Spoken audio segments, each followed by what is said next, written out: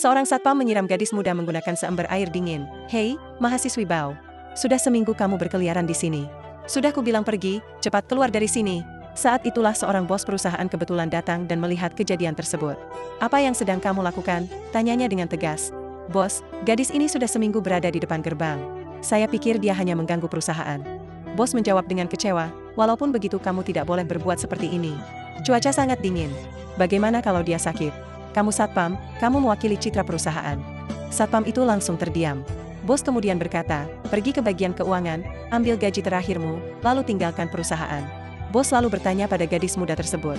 Adik, kamu tidak apa-apa, kenapa kamu terus berada di depan perusahaan saya? Gadis tersebut langsung menangis. Bos, saya mohon tolong bayarkan gaji kami. Bos heran mendengar perkataannya. Tenang dulu, ceritakan semuanya. Begini Pak, saat liburan musim panas, saya bekerja di perusahaan ini selama 6 bulan. Sampai sekarang manajer Henry belum membayar gaji saya. Saya menunggu setiap hari karena saya sangat membutuhkan uang itu. Bos semakin terkejut, gaji belum dibayarkan. Benar Pak, sekolah sudah dimulai 1 bulan lalu. Saya belum bisa membayar biaya kuliah karena gaji saya belum diberikan.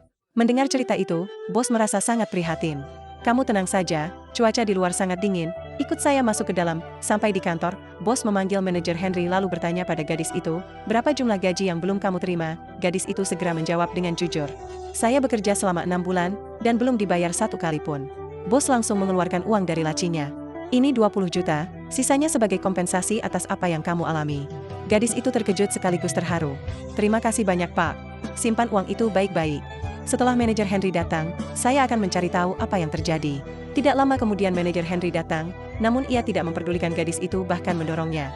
Bos langsung bertanya, kenapa gaji gadis ini belum dibayar? Manajer menjawab tanpa rasa bersalah, beberapa waktu lalu saya sedang kekurangan uang, jadi saya mengambil gajinya. Tapi saya akan mengembalikannya dalam 6 bulan. Mendengar jawaban itu, bos menjadi marah. Kamu mengambil gaji seorang mahasiswi dan ingin mengembalikannya. Apa kamu tidak merasa malu? Dia berasal dari keluarga sederhana.